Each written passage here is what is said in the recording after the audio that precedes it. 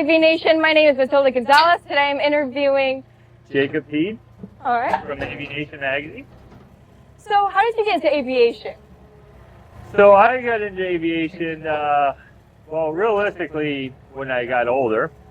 But I grew up in a publishing company, and we did have aviation titles, and so my father always operated a small aircraft to do business, and so as a young kid, I got to fly right seats, some pretty cool airplanes, and so that's really when I kind of got the aviation bug, is being around that part. Never got into aviation in the industry and going to air shows until I got a lot older. So I went through life, did a bunch of different kinds of tasks that I never ended up pursuing heavily, and kind of came back to where my heart was, which was in publishing and media. And so I would say in my 30s, I came back and made entry into the family business, and started from the bottom and made my way to the top, and ended up in that whole process taking over the aviation division of the company and developing it.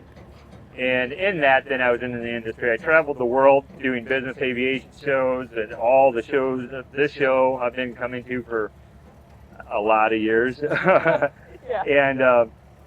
And so, and all that, I had a pretty good, solid career in publishing, and that's where I got to meet most of the people I know today. And then about 8 years ago in July, I decided to kind of pivot and switch paths just a little bit, but staying in publishing, and I decided to go out on my own.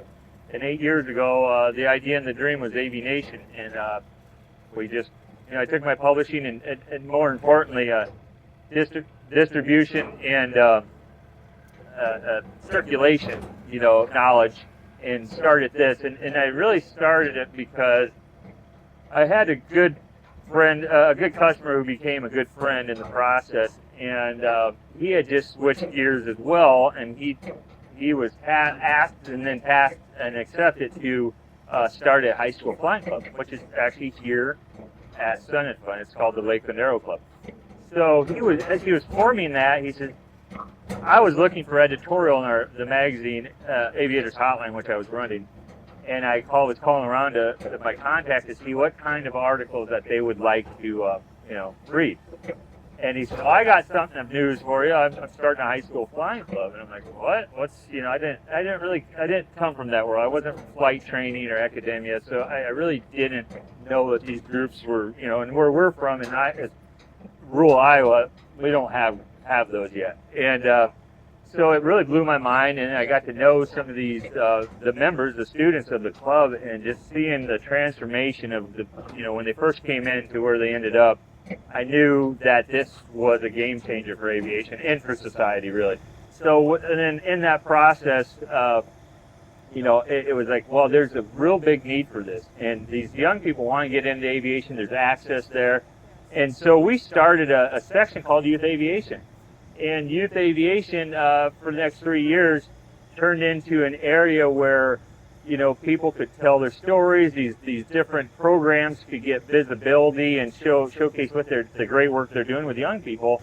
And we did that for about 3 years, and then we, and other groups came in the fold, and we promoted them. And then about 3 years after that, we jumped in the deep end of the pool and started AviNation, because we found that these clubs and these different programs and organizations that were doing great work with youth, they were all they felt like they're all on an island, like they were, there's nobody supporting them, and and the local, the national aviation businesses, and we thought that we could help bring all those groups together and have a voice through media and publishing. And AviNation kind of morphed from that into a editorial platform for young people like yourself, so you can have a voice, so you can elevate your passion, but all because you want to help people that were just like you, right? Yes. And seeing it to be in it with young people, and even looking back at myself in my younger days, if I could see somebody doing that was like me, I thought, well, I can do that, right? Yes. Especially if you see other young people pursuing aviation, you're like, oh yeah, I want to do that. So that was the whole idea, is to get that into the hands of our young people. And I had many conversations when I started, like, why are you doing a print magazine? It's for young people. I'm like, Like, because there's something with the printed power, and a mentor or a peer handing said, here's some cool aviation stuff, take a look at it.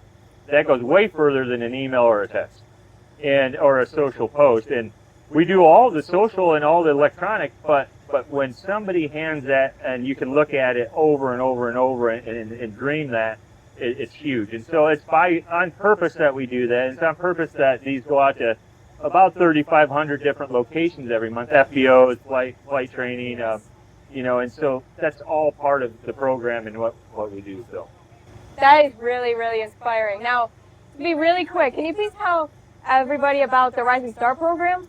The Rising Star program, yes, and thank you for participating. So the Rising Star program I came up with because we work a lot with educators, and we actually go into schools with our Rising Star program, and I could see a need as a tool. I wanted to offer our educators a tool, and the tool being a program to recognize some of your outstanding, or the students that are going above and beyond, right? And a way to recognize them, which in turn is going to bring attention to your school, your program, and all that. And that was the whole idea. And then on top of it, the individual that receives the recipient, it just, as you can attest to, it just gives you a confidence, a feeling of belonging, of community. And that's really what we're trying to do, is elevate our young people that are actually doing it, that are doing what they're supposed to do, that are, doing the work, that are grinding, and celebrating that. And we've got a generous sponsor in Aviation Supplies and Academics. They supply textbooks and a swag bag and a bunch of stuff to show, hey, we're part of the industry and we're supporting you. And so it's been great with their support and with the support of people like your mentor, Andy, and yourself and your brother to really push us out and celebrate what you guys are doing. So yes, thank you so much for doing this interview. It looks like we have to go now, but that was really, really inspiring. I can't wait to keep talking to you. Well, thank you very much.